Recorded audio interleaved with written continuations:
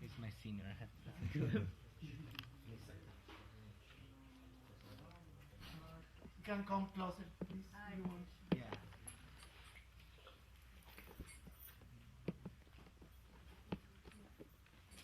Come closer.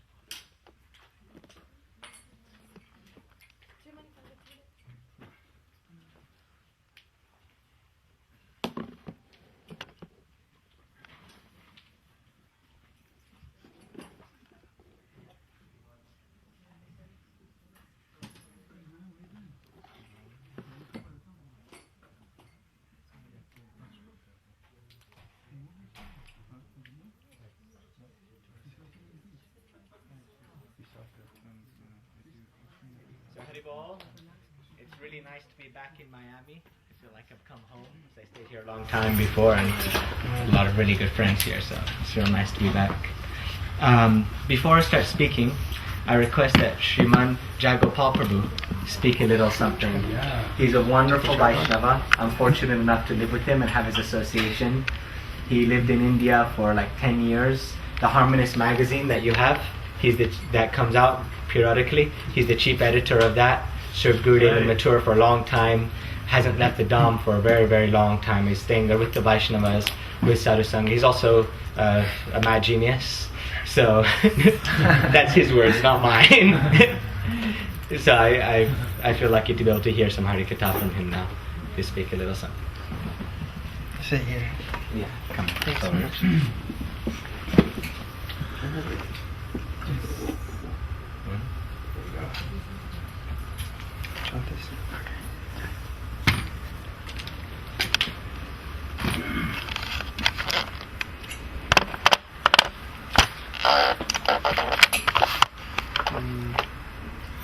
Actually, before I start, I have the good fortune of living with Shripad Bhaktivedanta Vishnu Maharaj, and he's also a mad genius. So It's not my words. yeah. And actually, he's my Gurudev's baby. So all of us are Gurudev's baby, actually. But just to prepare you, you can think that whatever he's learned, whatever he hears, and whatever he's saying, it's like a little thread of Gurudev. And all of us are like that to some degree also, but this guy was very lucky. Gurudev's baby for many, many, many years, traveling with him and living with him and taking care of him. Om Vishnu Padaya Radhikaya Priyadmani Shishiman Bhaktivedanta Narayan Vancha Kalpatarubhyascha Kripa Sindhubhyevacha Patitanam Pavanebhyo Vaishnavebhyo Namo Namaha. Hare Krishna, Krishna Krishna, Hare Hare, Hare Rama, Rama Rama, Hare Hare. Hare Krishna, Krishna Krishna, Hare Hare, Hare Rama, Rama Rama, Hare Hare.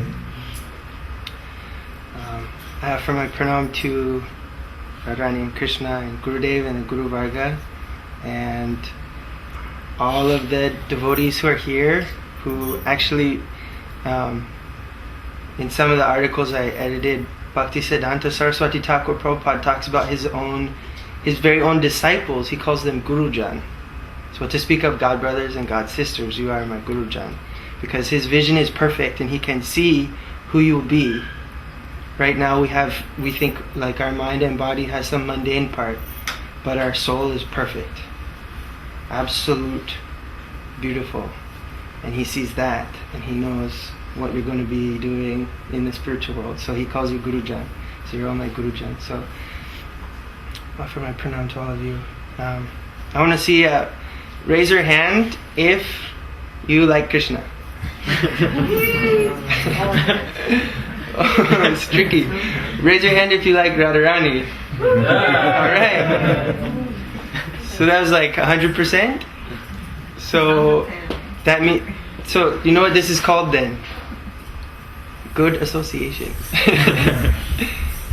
Raise your hand if you saw Srimati Radhika, if you had like a spiritual vision of Srimati Radhika, and you thought, now I will go and do some service, do you think maybe you would cry a little? Raise your hand if you think maybe. Yeah, no, you would. Yes. You won't see her unless it's already like breaking your heart. Then that's definitely coming. So anyway, my point, I'm just doing a little like joking, tricking, but my point is, in order to, what's the goal? Really, there's just one very, very, very simple goal. The soul is designed to experience love. And Krishna is the embodiment of love. And Radharani and Krishna together, they make all of these expressions of love. So, our ultimate attainment is really just to go home to Godhead and play like little kids with Radharani and Krishna and make them happy. It's not so complex. All of this philosophy is an explanation of this idea that Radharani and Krishna should be happy. Everything else, all of the Siddhanta, all of the philosophy, all of the rules and regulations, all of that is just to try and help us remember what we're already perfectly designed for, which is that we want Radharani and Krishna to be happy. And the proof that we want Radharani and Krishna to be happy is that we want to be happy. And our soul, actually, like deeper than the body and the mind is the soul, right? Deeper than the soul is super soul. And the best form of super soul is Radharani and Krishna. So, the fact that we want to be happy, the fact that we're trying to create a situation in our life where we're happy, everybody, even if they're not a Vaishnava, they're trying to be happy. Because the soul is trying to do service to something. It's trying to render some service so that the soul becomes happy. And the reason, actually the deepest reason that the soul is trying to do service to make the soul happy is because Radharani and Krishna are inside there. And their deepest need is to make Radharani and Krishna happy. It's not something that you have to learn. It's not unnatural. Kriti sadhya bhavet sadhya bhavasa sadhanavida nitya siddhasya bhavasya prakatyang hridi sadhyata. This process that we're doing of chanting and coming together and sincerely trying to remember Radharani and Krishna and awaken something, it's not like we're getting it from outside. Gurudev, Guru Varga, Prabhupada, they're not outside. They're not some other guy outside. They're more inside. So now it looks like they're not here anymore. On some dimension it looks like they're not here anymore. And where do we go for that association? So the truth is they were never out here. They don't exist in this idea of outside, in this material world. They never existed there in the first place. This idea of outside is called Mahamaya. Gurudev's body, Guru Varga, pure devotee, they're Yogamaya. So that's Krishna in the spiritual world saying, I really want this devotee to come home now. I have this game and we're playing this game, but I need her or him. Otherwise something's missing for me right now. And so he sends Gurudev, and it's not actually part of this world. We're looking with our eyes and we're thinking it's part of this world. It's like a hypnotism. But his whole body, all of his words, everything is from the spiritual world. Like the examples, you look up at the surface of the water, like a fish will look up at the surface of the water and see the moon shining on the surface of the water and think that the moon is on the top of the river or lake. Really, where's the moon? It's so far away. It's in the spiritual world. In this example, it's like so far, it's in another dimension. So Gurudev is in the spiritual world. Guru Varga is in the spiritual world. And then the picture that we're seeing in this world was what? It was like that shining on the surface of the lake. So when he disappears from here, all that's happening is the part where we saw him with our eyes outside, that got taken away. Why? Not because he's cruel, not because he wants to hurt us. Although Krishna probably does want to hurt you, because by hurting you, he gets to see how much you love him. By taking something away, he gets to see how much you love him. But not Gurudev. Gurudev's not like that. Explain that a little bit more. Like Rasa Leela. In Rasa Leela, Krishna brings all the gopis come. They give up everything. Everything that makes a woman like her dharma is to be chaste. And all living entities in Vrindavan, they all get to see Krishna, no problem. All the trees, all of the sand, everybody, the older gopis, the older gopas, the cows, all the animals, Krishna plays with the animals, he talks to them in their language. They all get to play with him freely, no problem, right? But the gopis are not allowed to see Krishna because of this chastity, this dharma. Which, by the way, this chastity, dharma, exists so that they're not allowed to see Krishna. Like, that came first. Was that Krishna wanted to make this barrier. Because through this barrier, they get to give up everything that defines their duty in life, in the sort of ordinary sense. They get to give that up for Krishna. So he's torturing them, in a sense, because then they demonstrate what the highest ideal of sacrifice and love is. Without those obstacles, actually, there's no play. There's no lila. Lila means what Krishna wants, and actually getting to meet the personalities he wants to meet. There's obstacles along the way. Without those obstacles, there's no lila. Only Brahma. Only Brahman. If it's only all the time meeting, no separation, only Brahman. Like Brahmavad, not Mayavad, Brahmavad. Just one constant, continuous, single experience, non-differentiated. But when you have variety of relationships and moods, and I can't see Krishna. This idea, Radharani thinks she can't see Krishna. She can't see Krishna, what is she doing? Who knows? When Radharani is feeling, I can't see Krishna, what is she seeing? And what is she seeing when she's crying? Krishna. She's seeing Krishna. She's seeing, I can't see Krishna. When she's in Prem Sarovar, when she's sitting on Krishna's lap, this is the highest time when her separation is as high as it ever got. It's called Madhanakya Mahabhav. She's sitting on Krishna's lap. Madhamangal scared away the bee. He said, Madhusudan will never come back, don't worry.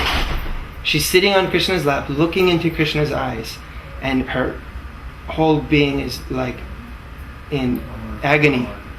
She's in agony. Why? Because Krishna is gone, he's never coming back. She's sitting on his lap, looking into Krishna's eyes. Krishna is looking at Radharani, feeling the same separation by her association. So this kind of pain of separation, actually, this is what gives Prem its ability to exist, essentially. Gurudev said in Purushottamas 2003, the gopis are made of separation. If there wasn't that separation, there would be no spiritual world. There would be no love. There would be no divine play. It's because of that separation that they have a purpose. They want to meet. So in this world, now Gurudev is what? He's disappearing. He's doing some Hare Krishna. He's giving us a chance to feel like we can't see him. And when we really, really are meditating, I can't see Gurudev. And our absorption in that becomes so intense that all we can think of is how we can't see Gurudev right now, for example. Then what are we doing? What are we seeing? We are seeing Gurudev. Then we're seeing Gurudev. Gurudev what? He's not this. He's not made of this. This is not his form that we saw. That actually was, yes, it was his form in some respect. But his real form, his favorite form is... Can I say it? His real form is in the spiritual world. He's at the lotus feet of Radharani and Krishna. That form, that one, when we're crying to see Gurudev, that mood that starts to come, very, very beginning, like most of us are babies like me. I'm a baby. I don't know who's out here. Maybe some of you are in a totally different dimension. I don't know. But that mood that starts to come in, that mood of separation, that quality of taste, that quality of agony, that's actually what that spiritual world is made of. Those are the ingredients of the spiritual world. It evolves. When it becomes more deep, becomes Vibhav, Sthayi Bhav, Sanchari Bhav, Sattvik Bhav, and I missed one. Sthayi Bhav, Vibhav, Sanchari Bhav, Sattvik Bhav, Anubhav. These 5 categories of Bhav, these 5 categories of experiencing mood, separation, love, those are what our spiritual body is made of. Those are what Radharani and Krishna's bodies are made of. Those are what Gurudev's body is made of. So when we experience those moods in relation to Gurudev, he's not trapped by time or space. When we experience that mood, Gurudev is coming. Yes, that is him. Guarantee, absolutely. He's not small. If you're thinking of Gurudev and you're starting to feel any kind of separation, even if it's mixed with material, He's there. Gurudev, Prabhupada, Guru Varga, Radharani and Krishna. It's not so far away. So my prayer for myself and my prayer for everyone is that we can. There is a science for all of this. There are rules and regulations of these, but the very simple essence of it is one thing is greed. If you want it bad enough, if you're crying hard enough to see Radharani and Krishna and Gurudev, that's the rule. That's the only one rule Nityananda Prabhu has. If you want me to give you everything, you have to really want it. That's all. The rest of the rules, like, everything else is easy. All the apparads, it all goes away really, really easy. The only one thing is if you want it bad enough, your heart will start to change. Those personalities will come and spend all of their time with you anyway, but you'll start to be able to have them in your life all the time. I'm talking to myself also. So when you want it, they're there with you. But you have to really, really want it. That's the only thing we have to remember. So it's all very complex, all the Siddhanta, everything, but really, all you gotta do is really want to play with Radharani and Krishna and go home and serve them and see their silly games and see Radharani beat Krishna in every one of them, because that's what happens.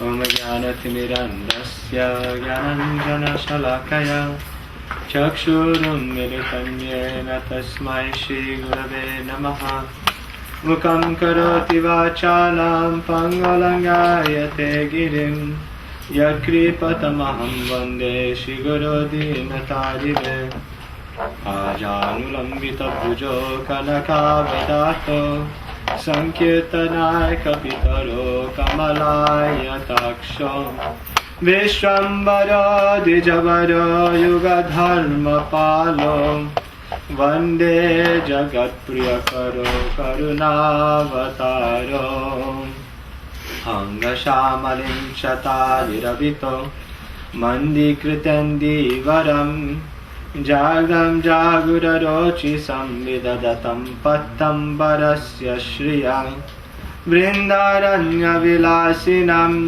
Hridila viramodaram Radhaskanda niveshito jvalabhujam Dayen damodaram Shavasundara shikanda shekara Smerahasya murali manohara Radhikara sikamam kripanidhe Swapriya charana kinkarim kuru Tavaevasmi najivami taya vina Iti vigyaya radhe tam naimama charanantike Hoya chena hoya bena prabhu jatadas Swavara charana vandadante korigash Vancha kalpatarubhyascha Kripa sindhubhya cha Patitanam pavanebhyo Vaishnavebhyo namo namaha Shri Krishna Chaitanya Prabhu Nityananda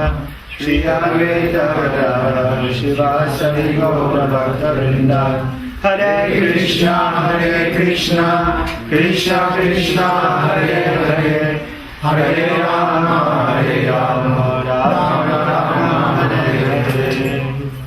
First of all, from our respectful obeisances unto our most beloved spiritual master, Srila Gurudev Srila Bhaktivedanta Narayan Goswami Maharaj, by whose mercy we've all assembled here to hear some Harikatha and do some Kirtan and get Bhakti and go back to Godhead and live happily ever after. Then offer my respectful obeisances unto Om Shri Parasatara Sri Srimad Bhaktivedanta Swami Prabhupada, Bhaktivedanta Vaman Maharaj, Bhaktivedanta Trivikram Maharaj, the whole Parampara, all Vaishnavas of past, present and future. Offer my respectful obeisances. And especially all the senior Vaishnavas here, Prabhupada disciples here. Tomorrow I'll ask you to speak. But right now we came late, so I'm sorry. So it's important to know proper etiquette to respect the Vaishnavas. So I've been thinking for some time, actually quite a long time, about the Vedic philosophy. What's the essence of the philosophy? And like Srila, like Jagopal Prabhu said, Sriman, Freudian slip is a good one, right? Like Jagopal Prabhu said, really, everything is really simple. It's not so complicated. The simple thing is love Krishna, love Srimati Radhika. Radha and Krishna, they play games together in Sri Vrindavan Dham. And our duty, our job is just to go there and have fun with them. It's our nature, it's our dharma, it's who we are, is to live in a loving, sweet relationship with God. So like they say, the Vedic scriptures, the essence of the Vedic scriptures is Om. That one word, everything is in that word, Om. But because sometimes Kali Yuga Jivas, that's us, are sometimes a little thick-headed, we can't understand what it means in Om, then all the Vedas, all the scriptures, all the explanations, all the slokas and the Puranas and the four Vedas and the Bhagavatam and all of these things are just to be able to explain what is inside Om. Now, there's two reasons for that. It sounds like I could be saying, well, it's just because we're dumb, that's why all that explanation is there. And one of the reasons is that's true. And I'm going to explain that now. Also another reason, just to know, is that rasa is juice, it's nectar, it's sweetness, is the happiness that's experienced in service when we're experiencing our constitutional position. When everything's happening right, then there's that nectar, which is tasted. But that nectar doesn't happen automatically. It happens through movement, through Shakti, through energy. When there's that movement of energy, when there's that flow of emotions, or when there's a flow of love, then rasa automatically comes. So part of the eternal lila, as Jagopal Prabhu was describing, or that eternal pastime, is also hearing about Krishna, remembering Krishna, is all the discussion. The Vedic scriptures, because Sanskrit is such a complex language and there's so many different undertones and there's all these complex things, then Radha and Krishna, they can have really good debates, or there can be really good hidden meanings inside the Vedic scriptures. Or because there's all those Vedic scriptures glorifying Sri Krishna and glorifying everything, then we can see actually how great the love of the gopis are, actually how great the love of the Brajavasis are. So it also has its positive side. But I haven't been thinking about that much recently. What I've been thinking about is, why is it so complicated for me? Why is it so complicated for us? Tavanija Jan Kuda Mahajan. It says, Bhaktivinoda Thakur says, Tavanija Jan means someone who's... Thank you for coming. Thank you. So Bhaktivinoda Thakur explains that who is Sri Guru? Who are the Vaishnavas? They're Tava Nija Jan. They're the close friends and associates. They're Krishna's buddies from the spiritual world. They're in the spiritual world. They have everything. Like I think I've explained here in Miami before, the Tattva Siddhanta, or the philosophy, how there's Krishna, then from Krishna Manda is Baladeva Prabhu, from Baladeva Prabhu comes Mahashankarshan, who comes Mul Shankarshan, and then from Mul Shankarshan comes the Chaturvyuha, and there's all these expansions, and there's Mahavishnu, who's lying on the ocean, and in every pore of his skin is all vortex of millions and millions of universes, and we're inside one of those universes, inside one of those little planets, and everything. So that Mahavishnu is lying down with all the universes coming out of the pores of his skin, is an expansion of an expansion of an expansion of an expansion of Gurudev's buddy. of the friend, so imagine how powerful Gurudev is. Vaishnavas, Gurudev always explained, God is love, love is God. So there's love is more powerful than God. That's why Srimati Radhika, the gopis, people like Srila Gurudev, can bind Krishna with their love and affection. Gurudev so many times in Vrajamandal Parikrama explains about how Mother Yashoda ties Krishna, and how that ability to be able to tie Krishna is only because of the love, because of the relationship that Srila Gurudev has. So you see, Gurudev, how many times does Gurudev come to Miami? Raghunath Prabhu? 3 times. 4 times. More than 3 times. 4 times. So many times. More than that. I think it's more. They say lava matra sadhu sangha sarva siddhi hoy. That 1/11th of a second of association with the Vaishnava, all perfection comes. That means Gurudev comes, we have a little bit of association, not even time for our watch to do 1 second, then all perfection, all love, everything comes inside of our hearts. So it's like, wow, that's really powerful. All that energy is there. But why do I not have bhakti yet? I speak for myself, and I think there's a few others also. But why hasn't bhakti come? What's stopping it? All of the mercy is there. We say Sri Chaitanya Mahaprabhu. He's God who came to understand the glories of love. The highest type of love. He came 500 years ago. In cosmic time, that's like almost yesterday. You can still go and see his shoes. You can see the house where he lived. Everything is still there. Mahaprabhu just came only a few generations ago. And he gave that highest type of love, like Akrodha Paramananda, the song he was singing. He inundated the whole world with that love. One of Nityananda Prabhu's associates, I think it was Abhiram Thakur, would have a whip. He'd go and whip someone, then prem would come. Then the highest type of love would come in their heart. Is Gurudev less powerful? Gurudev is just as powerful. He can give bhakti in a second. But what's stopping it? What's holding it back? And that's what I'm thinking about. That's what the class is about. So, a little bit of explanation of Om is there's one thing in the Vedic scriptures called dharma. And dharma means our inherent constitutional nature, the inherent function, what something is, what it's supposed to do.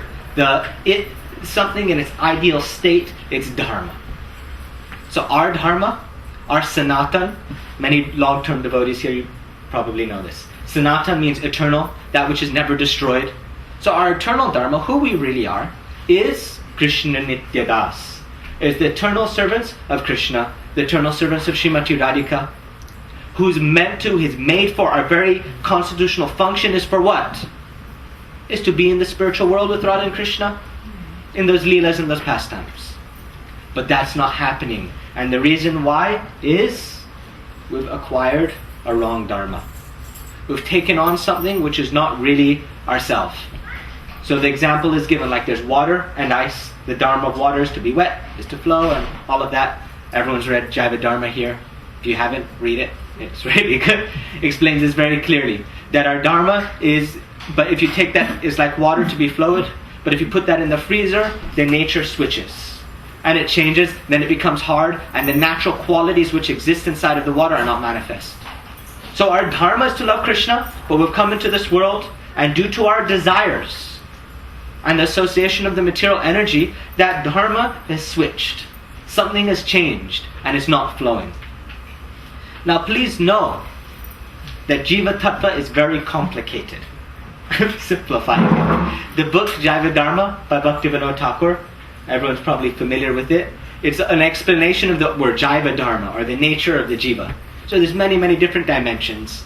And if you get too much into it, then there always starts a debate in class, which I'm not intending to do right now. But I'm trying to stress one aspect of the Dharma, of the Jaiva Dharma. It's a simple philosophy. We know that our nature got switched, so we were envious of Krishna. Krishna's job, his dharma. What is Krishna's dharma?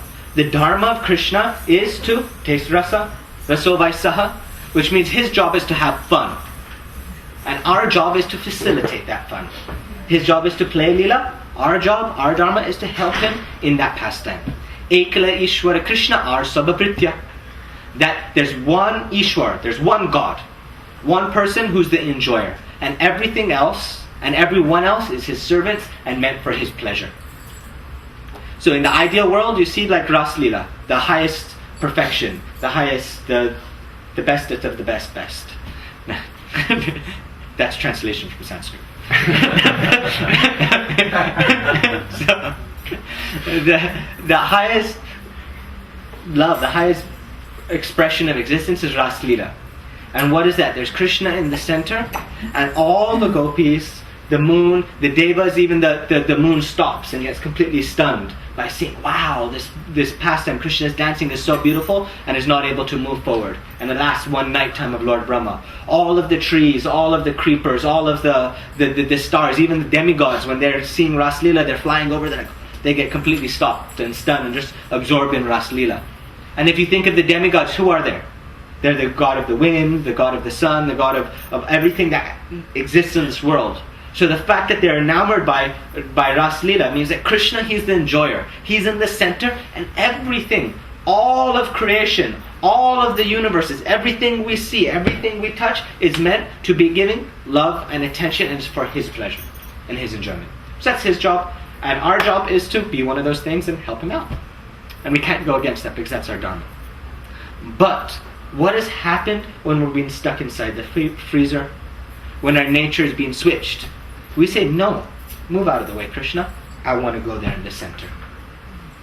Now, we believe that everything in this world, all of the things that we see, all of our friends, all of our family, everything is meant to serve me because I am God. And it's really funny though. It's ironic. It's I remember last time when I was here, I was seeing someone go by on a boat and he was standing there and he was like, God, and you could just see that it was like emanating from I have this boat.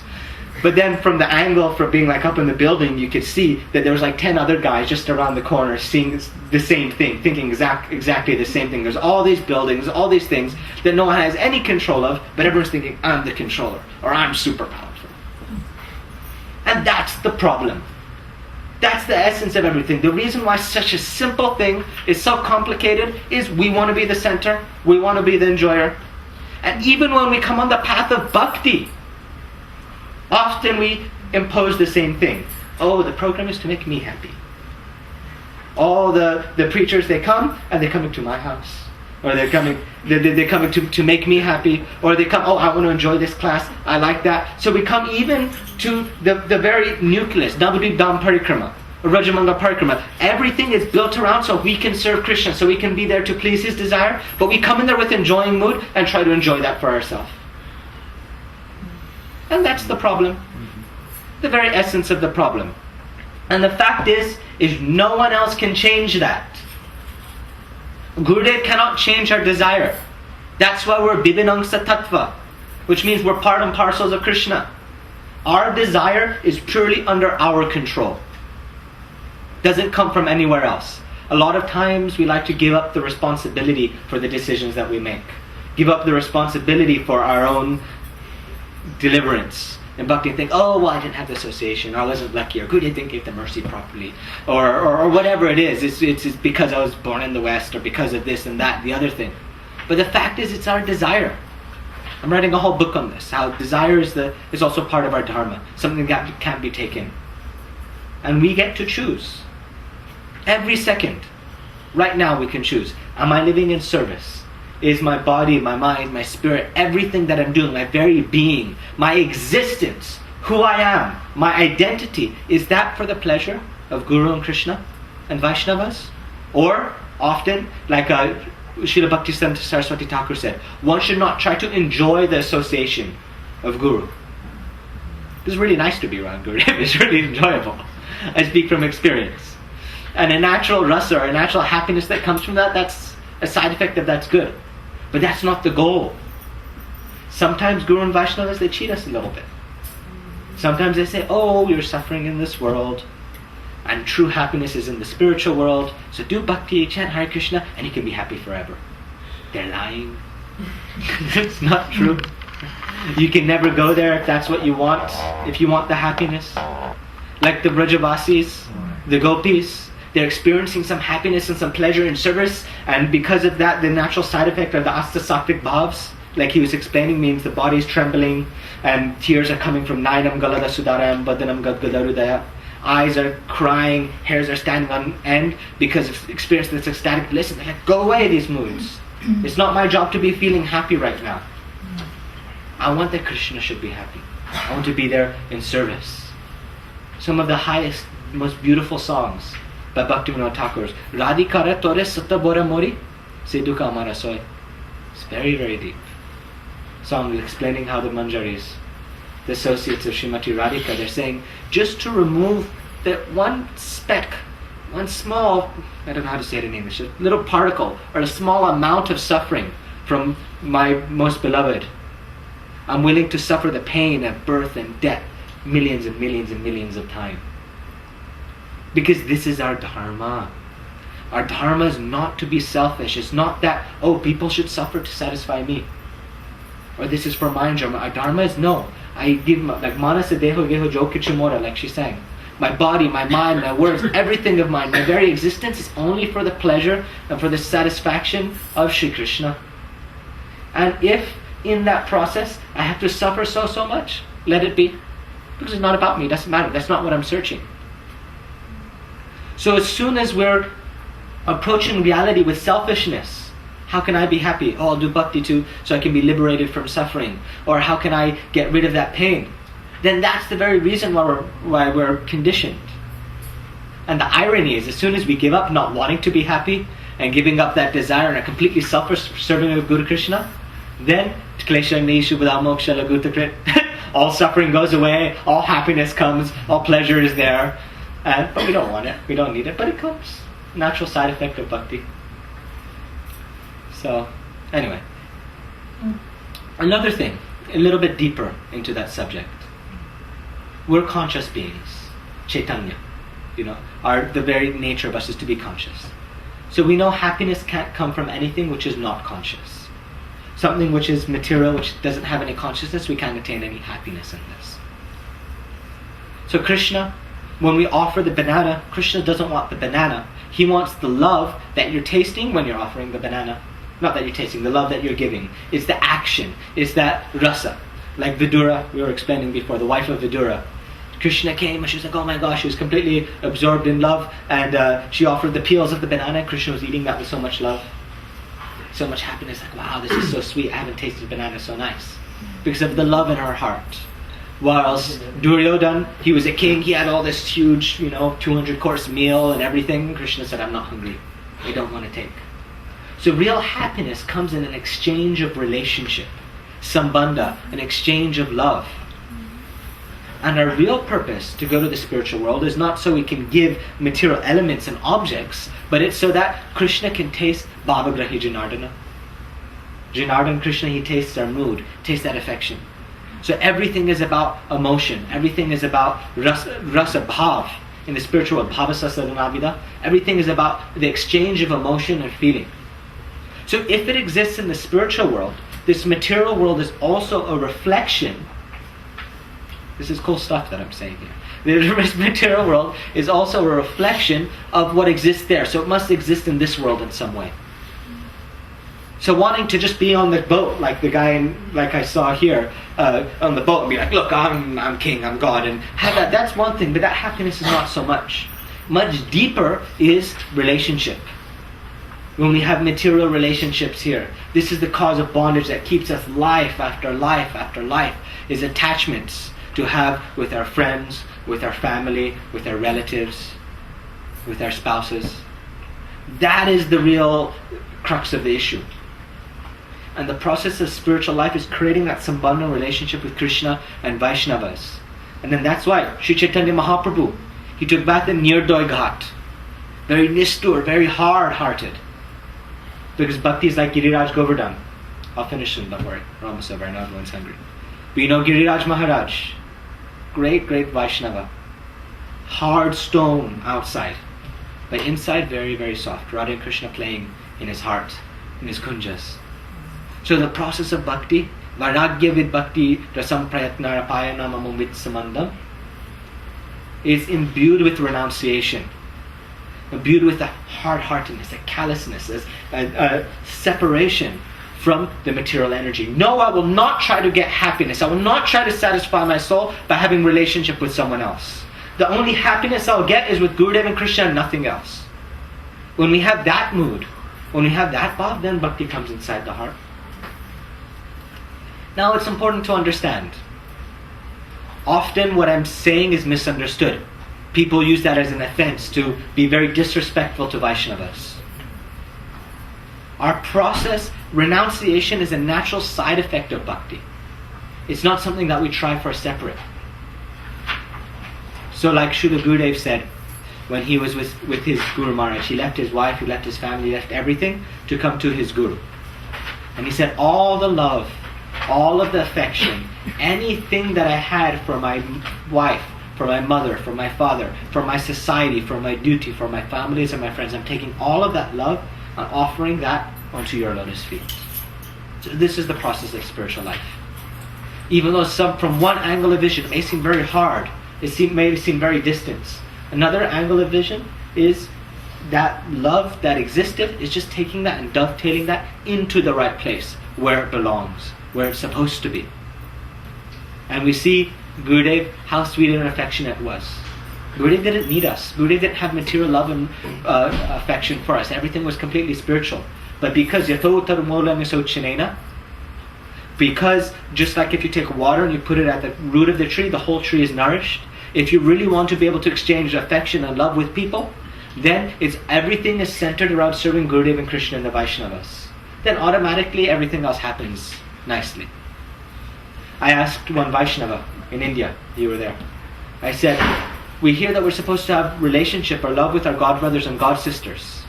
But how are we supposed to do this? Because we also hear that attachment is Maya and is what binds us to this world. He said, if you keep Gurudev and Krishna in the center, then our relationship is only based around the service that I'm doing for Gurudev and Krishna. Then naturally so much love and affection will flow. Like we see, like I just said, like with Srila Gurudev, so much love. Just being there, like love flowed out of his body, just standing around him. But that's because he was not trying to get happiness through having a relationship with us. If we take Krishna out, like for example, Leelanath Prabhu, we have a nice relationship. If my relationship is, I'm a needy jiva, I'm a soul here that needs love and affection, and it's our dharma, I didn't get into that, but our constitutional nature is to taste love, and if we don't taste that love, we die, we become Brahman. It's against our nature. So if I have this sambandha, if I think, okay, with Leelanath Prabhu, I feel all alone, so I'm going to try to get some happiness in my relationship with Leelanath Prabhu. Then in essence what I'm saying is that now I'm God, He's there for my enjoyment. And I want to exploit Him and use Him there for my enjoyment to make me happy. Get it? Then how can that love actually flow? It's against my nature and it's against His nature. It doesn't really flow. And then I get angry with Him. Then other problems come. And this material existence, that's the whole material world cycle. But if the same thing, I say, no, we're serving Gurudev, we're serving Krishna, let's do seva together, we're serving Gurudev and Krishna and the Vaishnavas, then naturally as a natural side effect, so much love will flow more than when I was trying to get it from Him. It's like a natural side effect. I don't know, for some reason Krishna, when He created all of existence and everything, it always works twisted. It's never straightforward. You try to get, it's always indirect. Also when Srimati Radhika and Krishna, when they're exchanging love, it's never direct. It's always either through a glance or through playing the flute. I've explained that here many times. So I guess what I'm saying is that if you want to be happy, live happily ever after, you've got to love Krishna and not want to be happy. And if you don't want to be happy and you're serving just to make Him happy, you'll be happy. But you can't do it for that reason. But the matter of fact is that that's our dharma. That's our nature. So if you just act according to your nature, then all is good. Okay, does anyone have any questions? So Prabhuji, Yeah. Maharaj, the idea of I want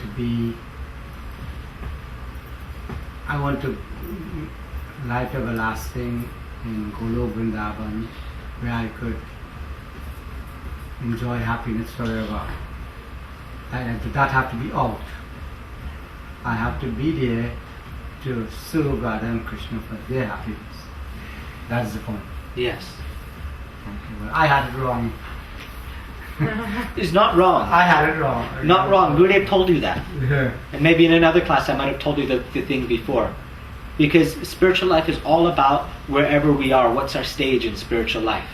So in the beginning, if I took a speaker and said, everyone, I've got the essence of all of existence. You've got to choose not to be happy and completely give yourself selflessly for serving someone you don't know forever. Who wants to do it?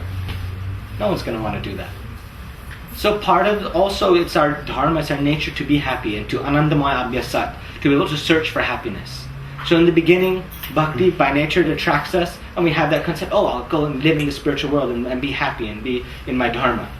But that's one stage, and eventually we have to step past that to ashakti and be selfless.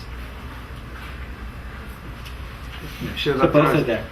Bhaktivinoda Thakur said, the desire for Namananda is not Anyavilash, but he's talking especially through Ruchi, and after that, you give it up anyway. He said it's not. So what he just said was that Bhaktivinoda Thakur, one of our acharyas, he explained that if you have a desire for the happiness that comes from service, that's not something that's going to get in the way of your bhakti. that's not going to be a problem. That's necessary in the path of bhakti to be able to attract us and bring us forward.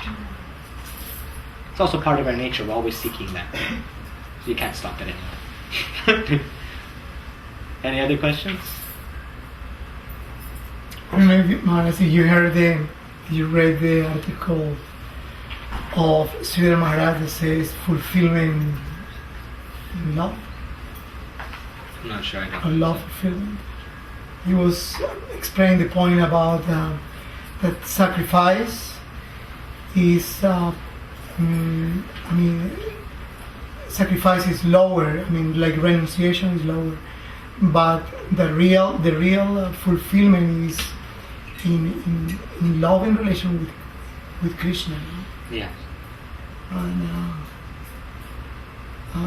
he was making a point that sometimes we are just trying to make sacrifices. He said that the greatest sacrifice is to love, because you have to forget about your own happiness for the happiness of the other. Yeah. That's the same thing that he was saying. I just want to share something personal, actually. You see, one thing that I like about bhakti, or the path of spiritual life, is that it works in many, many dimensions. So we're speaking about like the eternal function of the soul and the dharma and all of these things, and sometimes that can seem like, oh my gosh, out there and like theoretical talk. But also on a very day-to-day level, these things are effective. When I took sannyas, when Srila Gurudev gave me sannyas, I was 23, which was really young for taking sannyas. And I was like, oh my gosh, what's going to happen? I was all like freaked out. I was thinking about it. And it was like this you can imagine, it was quite a big deal for me. And so then the day, Gurudev gave us sannyas in the morning, and then there was a time before we had the yajna. So I was like a sannyasi, and I was having this whole thing like, this is the one day in my life where I'm a sannyasi, what is it? And I was thinking, oh, I bet other people are probably also interested. So then all my attention, all my focus was on me. Me, I'm getting sannyas, me this, me. And I was absolutely miserable. It was horrible. It was just like really not cool. I was like, oh, what are people going to think of me? Or what are they going to say about me? Or what are they thinking? Or, but it was just like centered on me in my mind. And I was there. You were there? I was there. Well, I hope you didn't notice, but I was there. I witnessed your ceremony when you took sannyas. Yeah. And so when I was in that frame of mind, I was really, really miserable. It was terrible. And then I just said, to be straightforward, I said, this sucks being like this, right? So what, I'm taking sannyas, that's not the thing. What about people? And then I switched my attention to the people that I was meeting. And the fact that I was taking sannyas that day, I was like, okay, whatever, Gurudev's doing what he's doing, and I switched the attention just to people would come, oh, you're taking sannyas, oh, what about you? And I like switched my focus, and then it was like 180-degree switch. Then I was just like happy, and there was like bliss and ananda, and it was no problem. So you can even try it in your life. You have a relationship with someone, and because even on a material, on a mundane level, these things apply. Think, okay, how am I going to try to get happiness out of this relation? What am I going to get out of it? When you have that selfish approach, then you'll be miserable. Try it. Homework. Try it. And then with the same person in the same situation, doing the same thing, switch your attitude. Switch and be selfless. Or even if you can bring it one step further and be selfless for the pleasure of Krishna. In other words, for the pleasure of Krishna, not for that person. Then you'll see an automatic transformation. You can try. Just everyone do this at home. It's good. Also, like for example, chanting. You can try with chanting. You can say, oh, let me try to get some happiness out of this chanting. You do it, then it's sometimes like chewing sawdust, or let me try to meditate, or something. It doesn't work. But say, oh, I'm chanting to serve Krishna. Gurudev, he gave me the instruction that when I'm chanting japa, that I should do it to please him. So he ordered to me, therefore I'm chanting. Nityananda Prabhu said he'll be very happy if I'm chanting, so therefore I'm chanting to make him happy. Also, I'm chanting to make Sri Krishna happy. Because love, what does Krishna want? Krishna only wants love. Love has many different dimensions or different parts of it. One of it is attention. When we give our focus, when we give our attention, then this is one part of love. So when our consciousness is absorbed in Krishna, when we're thinking of Krishna, then Krishna's feeling all this love and he's feeling really happy. So when you're chanting, you're like, wow, I'm making Krishna happy. I'm thinking of him. He must like that. you chant with that mode, then automatically the natural side effect is so much happiness will be there. But you can't do it for the happiness. Oh, if I chant for Krishna, then he'll be happy, which will make me happy. Yeah. And any other questions? It's good to ask questions. Yeah, Maharaj. Yeah. Nice to see you.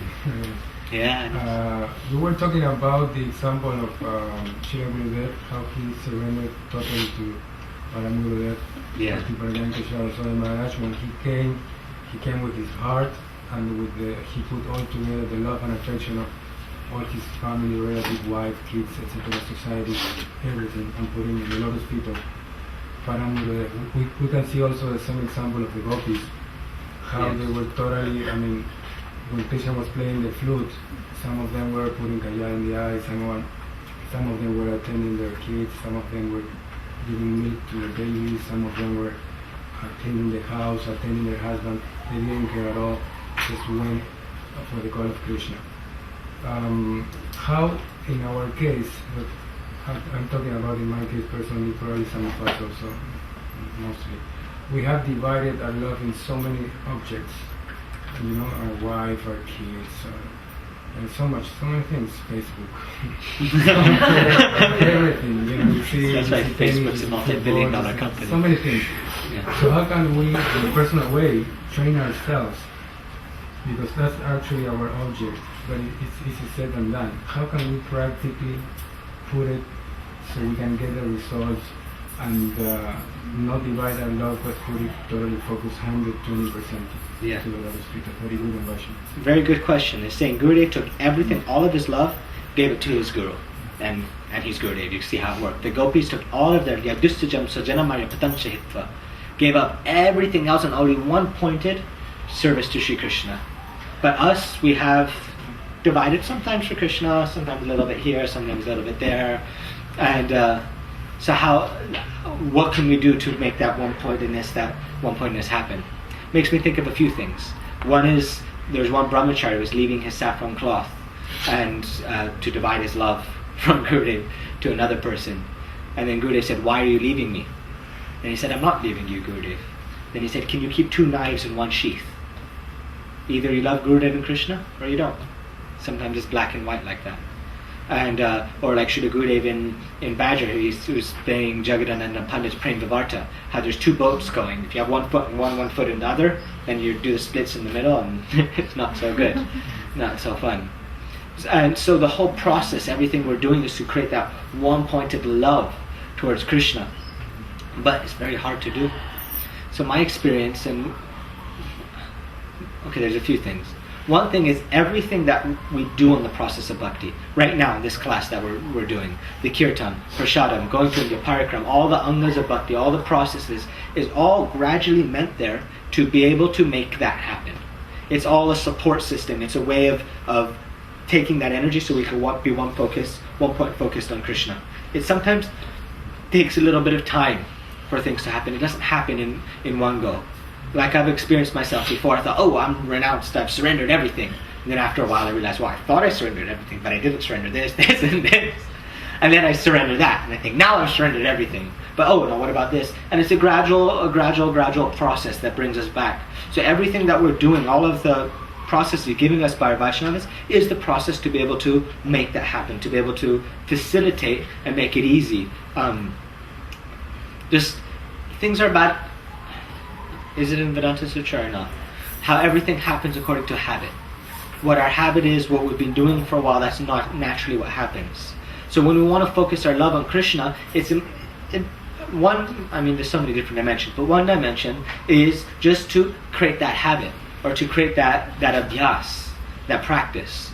So there's once upon a time a king, he had two sons. He thought, which one should I make the king, the heir to the throne after me? So he brought two goats.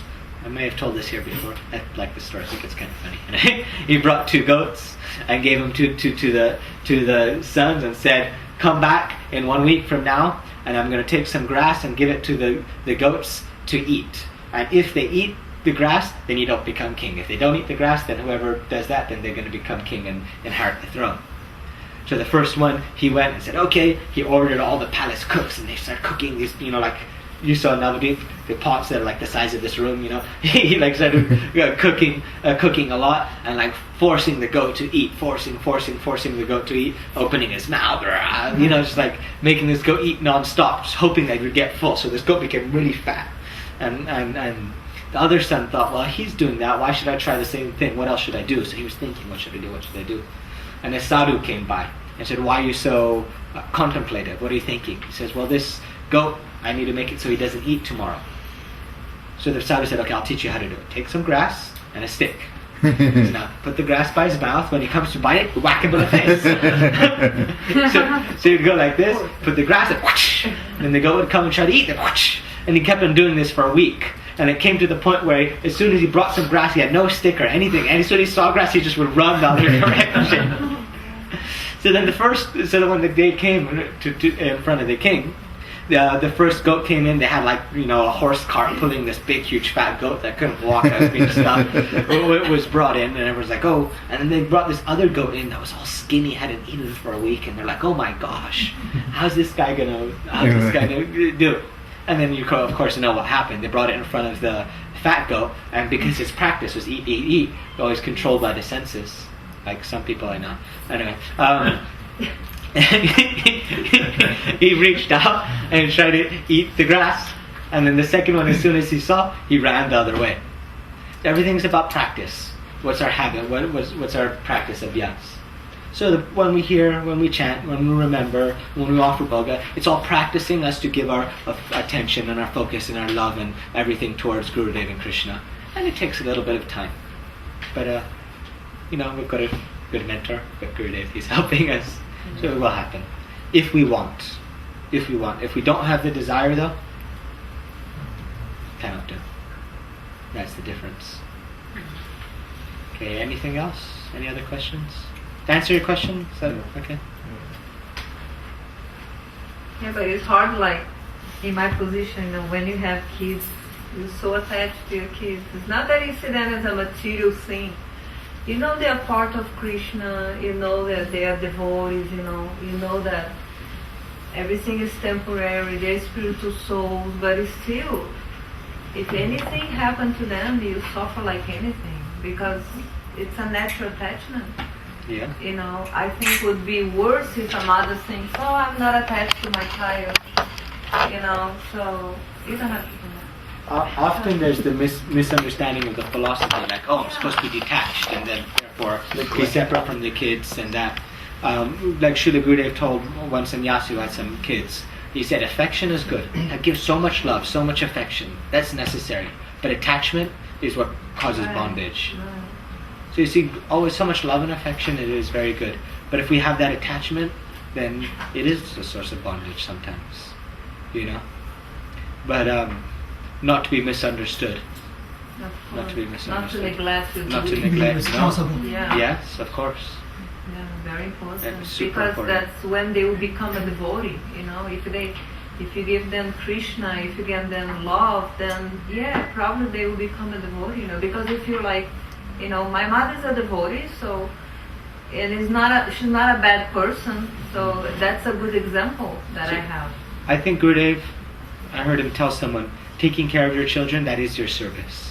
That is your bhajan. So I'm doing this for the pleasure of Gurudev. I'm doing this for their betterment. Yeah. There's her hand was up. Is this on this point? Yeah. Okay. Some of these new kids coming are like pretty advanced, right? So could it be that a large portion of that, let's say 60% of her attachment is the Vaishnavas is Vaishnav Seva. Yeah, right. Yeah. Theoretically. We never know. Can be, yeah. Yeah. Now, there's love and affection is essential. Gurudev told me, support and nourish everyone with love and affection. That's important, and you can never have too much of that. That's a good thing. That's really nice. Attachment is different, though. Mm-hmm. Attachment. Gurudev says you even have to give up attachment to me. If we have a material attachment of Gurudev, like a father figure, or like, oh, he's my guru, and this material attachment, that also can become a cause of bondage. So we need to be able to give up that attachment and get real attachment, real ashakti, spiritual. We have to go through Gurudev to get to Krishna. So how do you cut Gurudev out of the picture, so to say? Don't worry about that now. Now attach Gurudev. No, he's saying give up attachment to your preconception of him on this The dimension. material level. Not attachment to Gurudev, just attachment to what you think Gurudev is. Like he's saying father, or like these other... There's different types of attachment. One type of attachment is spiritual attachment. That's what we're cultivating. That's what we want. Pure spiritual attachment. Gurudev says, give that up. You say, no way. Impossible, I can't. But another type of attachment is that materialist, selfish. Oh, Gurudev is going to smile at me. Gurudev is going to be there for me. That selfish attachment. Attachment that Gurudev is there for my pleasure. That I was explaining before. Okay. Giving up that attachment. I understand. Selfish attachment. Gotcha. But selfless, then that's what we're trying to cultivate. If it's pure. Yes. Rama Didi? Well, you kind of answered it, but my question is, if somebody doesn't have the desire, right, like myself, we don't have a desire for bhakti, and we know that this is the truth, like this is the highest truth, because we've been around a pure devotee, we've had our heart melt, and we realize, wow, this is it. I mean, we're reading the Bhagavad Gita, we know, but we still don't have a desire, and we're still covered.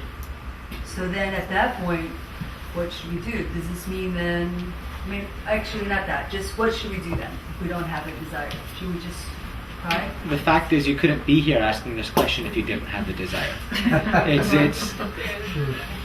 It's not black and white. It's not like I have a desire or I don't have a desire. There's different degrees of desire. And one thing is on this, I remember one lady came to Gurudev and she was crying, I have no bhakti, I have no desire for bhakti. And Gurudev said, look, this is the symptom of bhakti, to be crying. Srimati Radhika said, na prema gandosti, I don't have one drop of prem or love.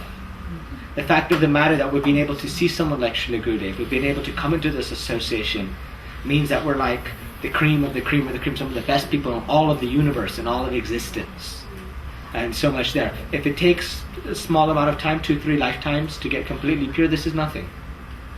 But really so much Gurudev has given us. So much is there. So how do we keep our desire burning? Because it's so easy to kind of feel like, well, I'm trying to Sangha, grow. association. Association, Yeah. Definitely, association. And visiting the holy Dham. Yes.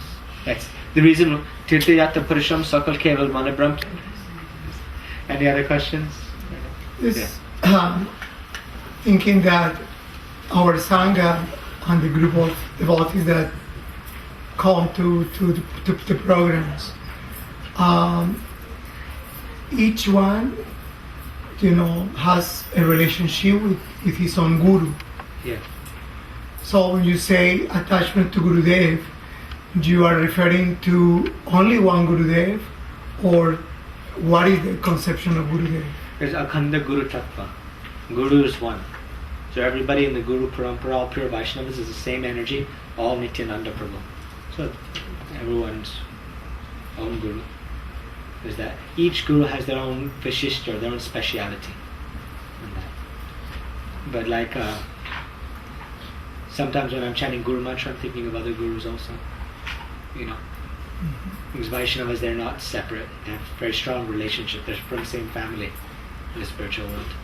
But sometimes Vaishnavas say, what? Are there any difference between us? Like Srila Bhaktivedanta Vishnu Maharaja. Very, very close. Almost non-different from Srila Gurudev. Madhav Maharaj, Tirtha Maharaj, Premananda Prabhu. So many Vaishnavas, actually they're initiated by Bhaktivedanta Vishnu Maharaj, Diksha Guru.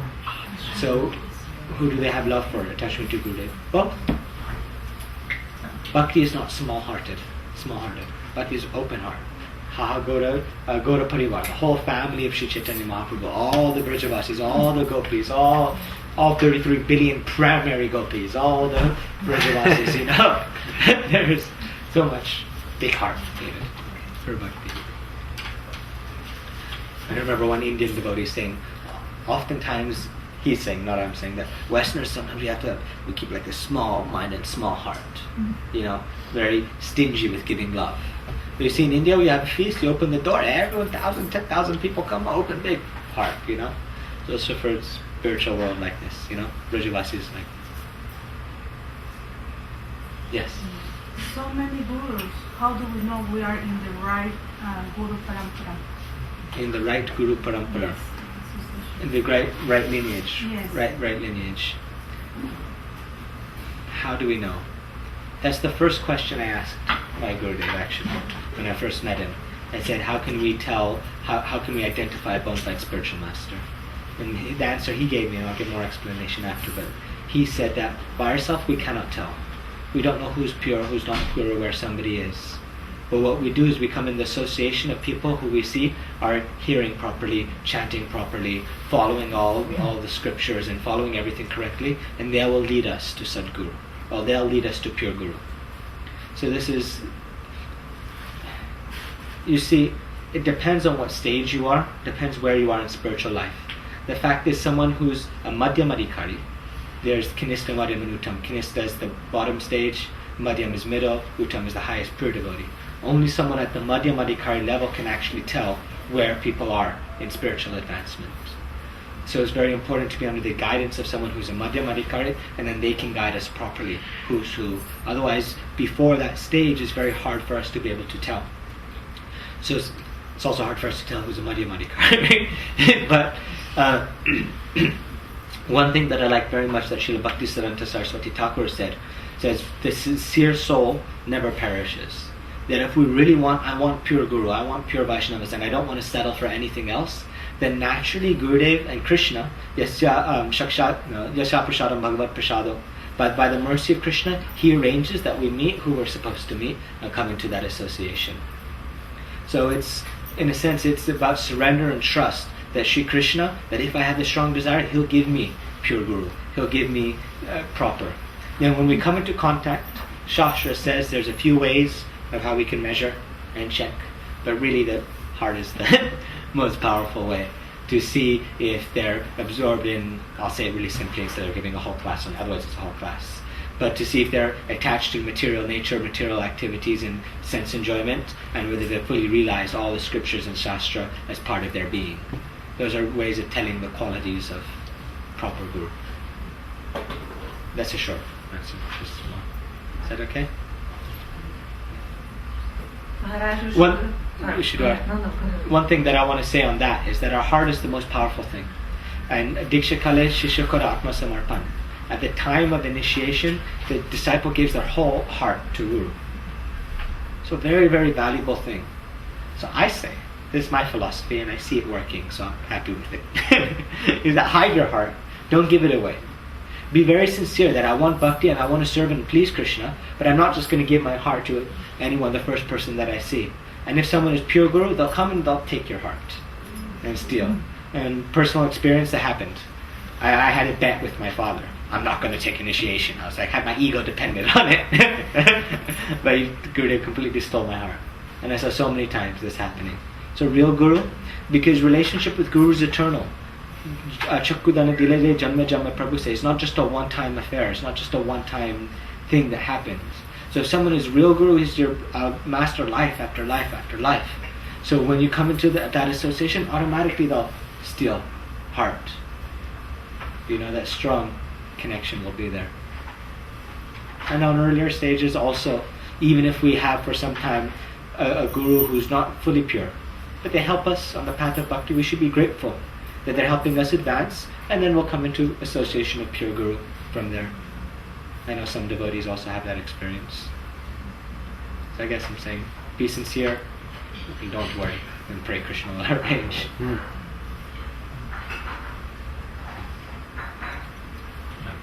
Okay, Arti? One more question? Is that what she was saying, Arti? Yeah.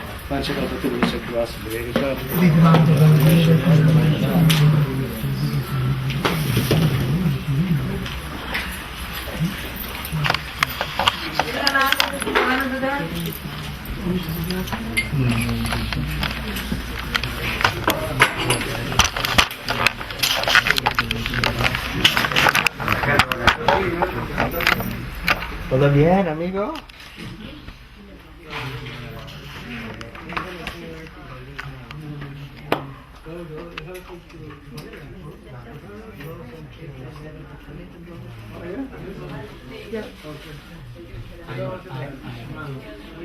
One big point.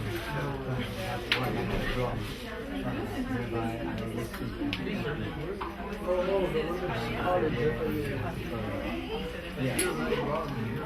thankful. I have a conception. Now I know. When I go there, I have to make them. And I can really try to make them happy. Yes.